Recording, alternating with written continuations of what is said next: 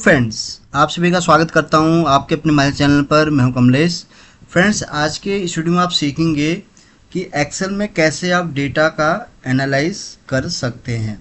तो यहां पर देखिए, मेरे पास एक सेल्स डेटा है, तो उसका हम सीखेंगे कि कैसे हम इसका एनालाइज करेंगे। तो फ्रेंड्स, वीडियो स्टार्ट करने से पहले आपसे रिक्वेस्ट है कि अगर ये वीडियो आपको पसंद आए तो प्लीज़ इसको आप लाइक करें, शेयर करें और चैनल को भी ज़रूर सब्सक्राइब करें फ्रेंड्स, ताकि आपको इस तरह के मैं जितने भी वीडियोस बनाऊं उसका आपको डेली अपडेट मिल सके।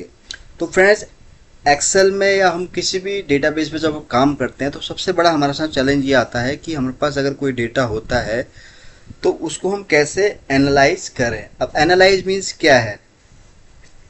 फॉर एग्जाम्पल, जैसे यहाँ पर आप दे रहे हैं कि मेरे पास एक डेटा है जहाँ पर प्रोडक्ट नेम है और फिर उसके बाद सिटी है और देन उसके बाद कस्टमर का नाम है, फिर क्वार्टर 1 2 3 4। तो इन सभी की क्या है, प्रोडक्ट की हमारे पास कस्टमर के अकॉर्डिंग ये सेल्स का डेटा है।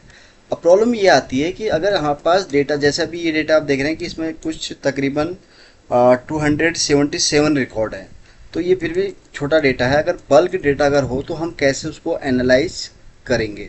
अब एनालाइज कैसे आप कर सकते हैं किसी डेटा को?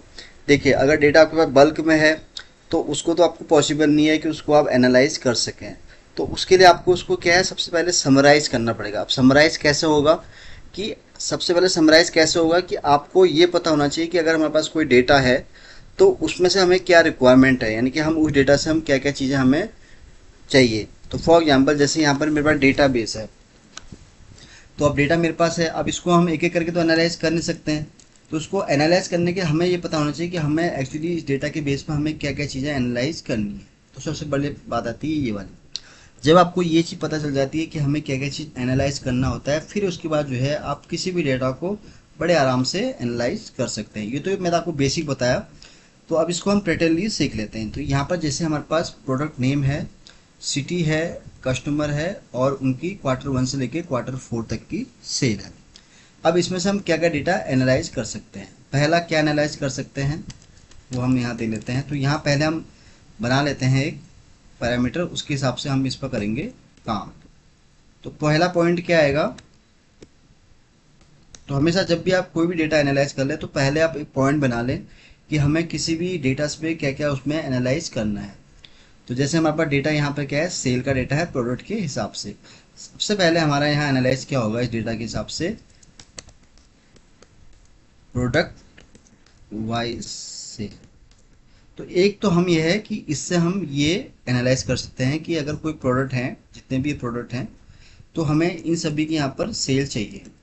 अब सेल भी आपको क्वार्टर 1 की चाहिए, क्वार्टर 4 की चाहिए, वो आपको यहाँ पर सेट करना पड़ेगा। तो फॉर एग्जांपल हमें यहाँ चाहिए product wise sale, product wise sale quarter.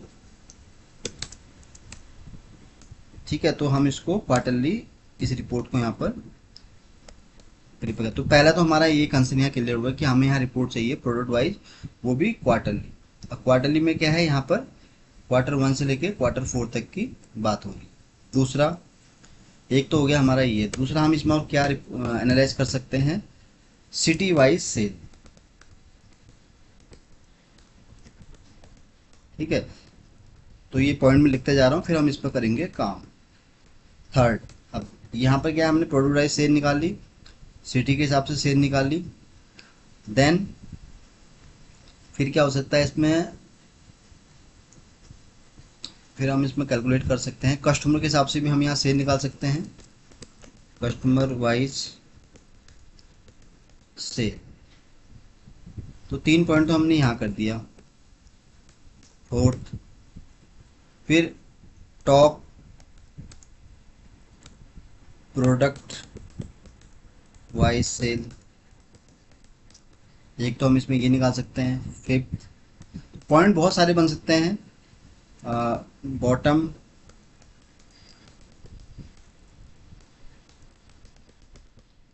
Product wise cell, है ना। तो यहाँ पर हम टॉप 5 ले सकते हैं या इसको हम टॉप 5 कर सकते हैं और यहाँ हम कर सकते हैं 5। ये हो गया। अब यहाँ पर 5 चीज़ें हमने यहाँ पर एनालाइज करने के लिए यहाँ पर हमने पैरामीटर सेट कर दिया। और क्या क्या चीज़ें हम इसमें करते हैं, कस्टमर के हिसाब से हमने ले लिया, प्रोडक्ट वाइज ले गया। अब यहाँ पर आप Q1 या Q4 भी कर सकते हैं। दूसरा और क्या क्या चीज़ें हो सकती हैं इसमें,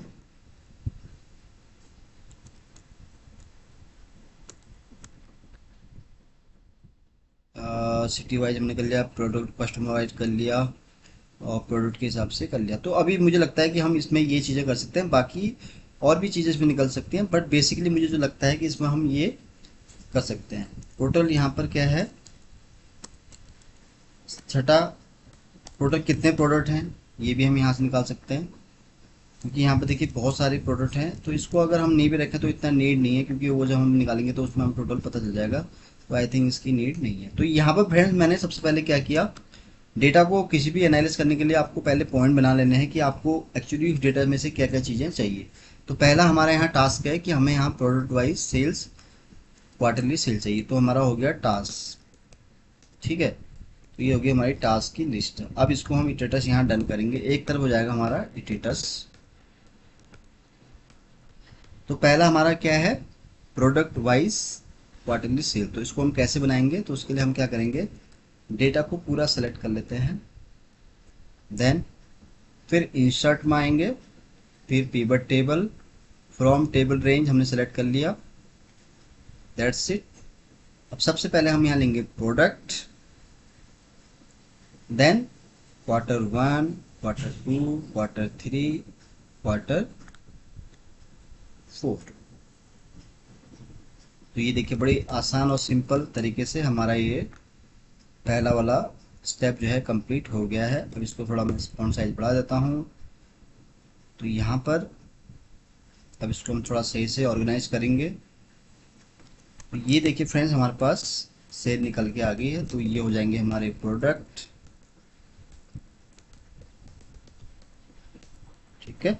ये Q1 हो गया, ये Q2 हो गया। तो ये इसका हमें सम निकल के आ गया। तो इसको चेंज कर सकते हैं, कोई दिक्कत नहीं है। तो ये हमारे पास यहाँ पर डेटा बन के आ गया है। तो ये हमारा पास ग्रांड टोटल भी आ गया। और ये अब देखिए पहला वाला हमारा क्या था, प्रोडक्ट वाइज सेल, वो भी क्वार्टरली, जितने क्वार्टरली है ना। तो यहाँ पर हम देखेंगे तो ये प्रोडक्ट की लिस्ट आ गई हमारे पास। और सबसे बड़ा बेनिफिट क्या है इसमें, क्या हुआ कि यहाँ पर देख लीजिए कि कितने रिपीटेड प्रोडक्ट हैं हमारे पास। लेकिन हमने जैसे ही पिवट टेबल को यूज किया तो यहाँ पर हमारे पास यूनिक काउंट आ गए हैं प्रोडक्ट के। तो पहला हमारा ये है। दूसरा क्या है, Q1, Q2, Q3, Q4। तो इसकी हमारे सेल भी सम होके आ गई है और उसका ग्रांड टोटल भी यहाँ पर हमारे पास निकल के आ गया है। तो एक तो हमारा ये टास्क यहाँ पर डन हो गया। तो देखिए कितना आसान और सिंपल स्टेप है जो मैं आपको बता रहा हूँ। तो ये पहला हमारा यहाँ टास्क हो गया कंप्लीट। देन फिर है सिटी वाइज सेल। अब ये कैसे होगा, तो ये भी सिंपल है। इसको हम कर देते हैं यहाँ पर प्रोडक्ट वाइज सेल, ठीक है। अब नेक्स्ट है हमारा सिटी वाइज सेल। तो उसके लिए हम क्या करेंगे, फिर से डेटा को सिलेक्ट करेंगे। डेटा सेलेक्ट करने के बाद आपको इंसर्ट में आना है, फिर पिवट टेबल पर आप क्लिक करेंगे, फिर यहाँ क्लिक करेंगे, फिर यहाँ पर आपको लेना है सिटी, और फिर आप Q1, Q2, Q3, Q4। लो जी, ये भी हमारा डेटा यहाँ पर बन गया है। इसका भी मैं यहाँ पर फॉन्ट साइज इंक्रीज कर देता हूँ। तो ये आ गया हमारे पास 16। और इसको हम थोड़ा सही से ऑर्गेनाइज कर लेते हैं। तो ऑर्गेनाइज करने के लिए आपको पूरा Ctrl A करना है, फिर कहीं भी आप क्लिक करेंगे तो आपका डेटा जो है प्रॉपर फॉर्मेट में यहाँ पर आ जाएगा। तो ये आ गया डेटा हमारे पास। अब यहाँ पर चाहें तो आप इसको सिटी टाइप करें और इसको आप बोल्ड करें, फिर इसको भी आप बोल्ड करें। तो ये देखिए हमारे पास सिटी की लिस्ट आ गई पूरी, टोटल जितने भी हैं, टोटल 14 सिटीज़ हैं। और उनका यहाँ पर Q1 से लेके Q2, Q3, Q4 तक की हमारे पास सेल का यहाँ पर समराइज डेटा आ गया है। तो ये हो गया फ्रेंड्स हमारा ये वाला टास्क भी डन। तो ये वाली सीट हुई हमारी सिटी वाइज सेल। तो देखिए फ्रेंड्स, सबसे पहले ये जो मैंने आपको ट्रिक बताई है इसको आपको फॉलो करना है। तो दो हमारी यहाँ बन गई रिपोर्ट। देन है कस्टमर वाइज सेल। अब ये कैसे होगा, तो यहाँ पर एक चीज़ और बता रहा हूँ आपको कि बार बार आपको टेबल अलग से इंसर्ट करने की ज़रूरत नहीं है, बट मैं आपको इसलिए दिखा रहा हूँ ताकि आपको एक एक चीज़ समझ में आए। तो इसलिए मैं बार बार सेम अलग अलग पिवट टेबल यहाँ पर क्रिएट कर रहा हूँ। तो डेटा हमारे पास बाय डिफॉल्ट सिलेक्टेड है, तो इसमें आपको कुछ और करना नहीं, सीधा आपको इंसर्ट में आना है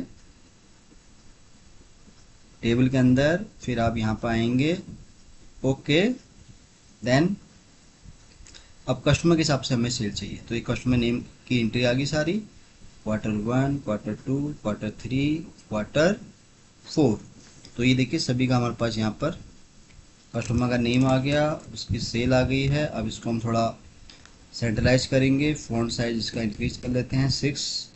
इसको फिट करने के लिए हम यहाँ पर Ctrl+A करेंगे, देन हम कहीं भी क्लिक कर लेंगे तो ये आ गया हमारे पास। अब ये हमारा आगे कस्टमर्स, इसको हम बोल्ड करेंगे और इसको भी हम यहाँ पर बोल्ड करेंगे। तो यहाँ पर हम सीट का नाम, आप जब भी डेटा पर काम करें तो वहाँ पर आप सीट का नाम अपडेट करते रहें, कस्टमर वाइज से।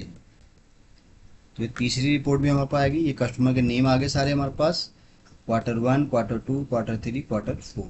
तो इनका हमारे पास ग्रैंड टोटल का डेटा भी यहाँ पर आ गया। तो हमारा तीसरा टास्क भी कंप्लीट। देन उसके बाद है टॉप 5 प्रोडक्ट वाइज सेल। अब इसको हम कैसे निकालेंगे, तो उसके लिए भी सिंपल, जैसे डेटा सिलेक्टेड है हमारा तो हम यहाँ क्लिक करेंगे, पीवट पाएंगे, then product Q1, Q2, Q3, Q4, ये सेल आ गई। अब हम बात कर रहे हैं यहाँ पर टॉप 5 की, तो हम इस पर आएंगे, देन इसका हम फ़ॉन्ट साइज इंक्रीज करेंगे और यहाँ पर आएगा प्रोडक्ट, उसको हम बोल्ड करेंगे। देन फिर सिर्फ कंट्रोल से हम नीचे आएंगे, फिर यहाँ इसको हम बोल्ड करेंगे, फिर यहाँ पर सेम वही चीज़, ये हो गया हमारा डेटा सेट। तो ये आ गया हमारा प्रोडक्ट। अब यहाँ पर क्या है हमारा कि हमें यहाँ पर टॉप 5 प्रोडक्ट चाहिए जिनके हाईएस्ट सेल हुई। अब कैसे इसको निकालेंगे हम, उसके लिए आप क्या करेंगे, देखिए यहाँ पर पहले तो आपको ये चीज़ यहाँ देखनी है। देखिए यहाँ पर देखिए आप बहुत सारे ऑप्शन आपको दिख रहे हैं, इसमें भी आप इसमें ट्राई कर सकते हैं। तो यहाँ देखिए रैंक स्मॉलेस्ट टू लार्जेस्ट, अब हम बात कर रहे हैं लार्जेस्ट टू स्मॉलेस्ट, है ना।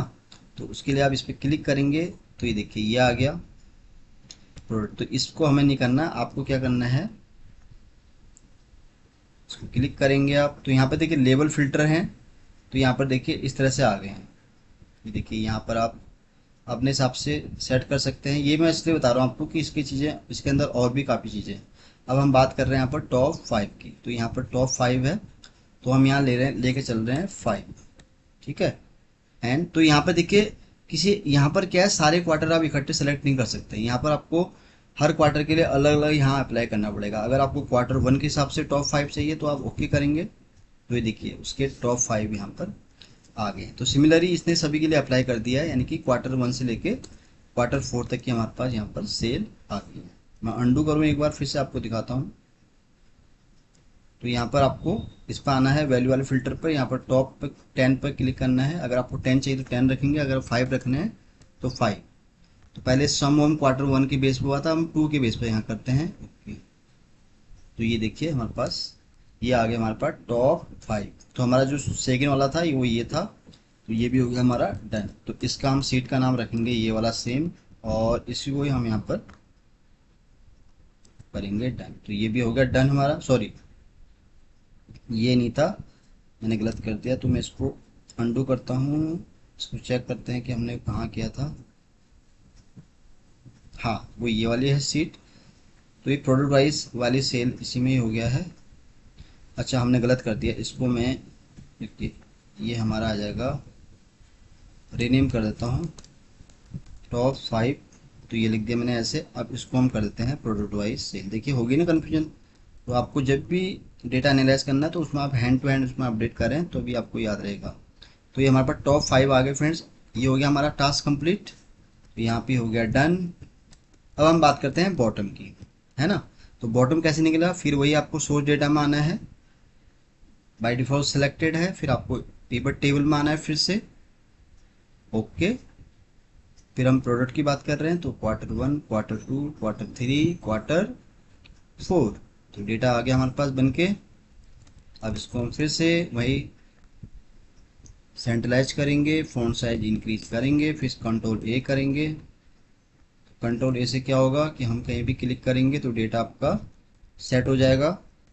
फिर यहाँ पर आप इसको टाइटल इसका चेंज कर दो, इसको कर दो आप प्रोडक्ट, और इसको भी आप यहाँ पर कर दीजिए कंबाइन। अब हम बात कर रहे हैं बॉटम की। क्लिक करेंगे आप इस पर, वैल्यू फिल्टर पाएंगे टॉप, तो टॉप के नीचे ड्रॉप डाउन है बॉटम, तो यहाँ पर 5 की बात हो रही है तो हम यहाँ 5 ले लेते हैं। और अभी यहाँ पर सम Q1, तो Q1 के हिसाब से हम ले लेते हैं ओके। देखिए सबसे जो लोअर प्रोडक्ट हैं जिनकी कम सेल हुई है वो देखिए सभी यहाँ पर आ गया हमारे पास। तो ये हो गया हमारा, क्या था हमारा यहाँ पर टास्क, वो ये था, तो ये है ये वाला।